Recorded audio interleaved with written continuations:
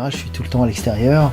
Je travaille toujours in situ, donc le papier pastel sur un carton ou un support d'ancien cadre, mais j'aime bien les grands formats. Et puis, c'est plutôt l'environnement qui va me guider déjà sur la teinte que je vais utiliser. C'est bête à dire, mais c'est souvent ça. Et puis ensuite, je fais une esquisse assez rapide ou pas. Je me focalise sur un endroit. Et très souvent, je commence par l'environnement nature, c'est-à-dire les arbres, la profondeur de l'arbre. Et puis avec ces pastels-là, j'accèle en fait, ils sont intéressants parce qu'on peut travailler en superposition.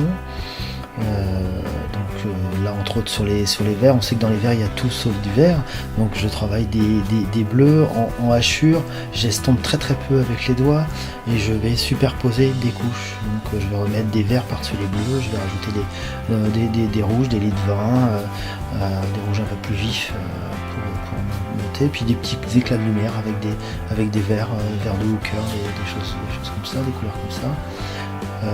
Et puis je vais monter le tableau dans une harmonie en fait. Je ne vais pas rechercher à reproduire ce que je vois en face de moi ou ce qui est derrière moi, mais par rapport à là où je suis parti, si je pars sur l'environnement nature, les arbres, je vais essayer de matcher par rapport à ça. Donc d'utiliser les mêmes verts que j'ai eu par exemple sur le fond végétal, et en production, enfin en remettre sur le sol, avec bien sûr la réverb du ciel. Le ciel aussi peut être important dans certains cas, mais on peut aussi travailler le ciel que d'un tiers, au lieu de faire tout un ciel, quoi. Donc moi j'ai une nouvelle technique entre guillemets, tout en hachure, donc des fois une verticalité, et après au niveau du sol ça sera plutôt horizontal avec des rythmes différents, des grands aplats pour terminer. J'aime bien laisser une partie du tableau non abouti pour laisser la liberté à chacun d'imaginer l'objet ou la nature où on leur ressemble. Ça peut être un coin très connu, on va les reconnaître tout de suite, mais moi j'ai envie d'inviter les gens au voyage, quoi. Donc je veux pas qu'ils se rendent compte tout de suite que c'est tel ou tel endroit. Je veux qu'ils s'approprient le tableau et qu'ils se disent tiens, moi je le mettrais bien à cet endroit, ce décor ou cette vieille machine. Voilà.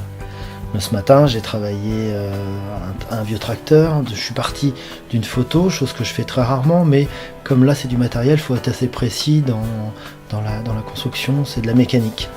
Donc j'ai fait un dessin assez rapide du tracteur sur un petit trait très doux blanc, et puis j'ai composé d'abord et encore le fond végétal, végétalisé même.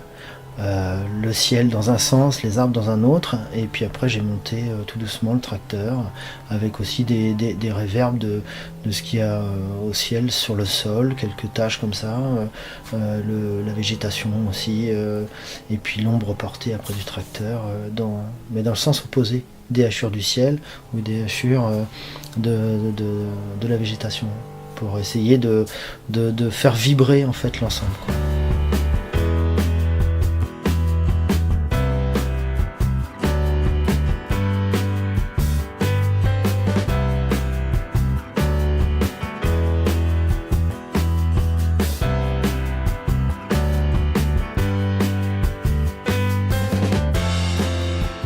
Donc là j'ai utilisé un papier pastel mat de chez Clairefontaine, et qui est vraiment très doux, très intéressant, assez abrasif pour tenir le pastel, surtout le pastel Jax, et qui est très maniable aussi, avec son côté tranchant. Ça permet de faire des dessins assez précis quand on veut rehausser juste par un petit trait, un bout de moteur, un bout de roue, ou alors un arbre dans le fond, ou un bateau aussi. Et puis il est assez résistant pour supporter des couches, allez, on va dire jusqu'à 3-4 couches de superposition, et ça reste assez flouté, mais sans trop gâcher en fait le travail de superposition.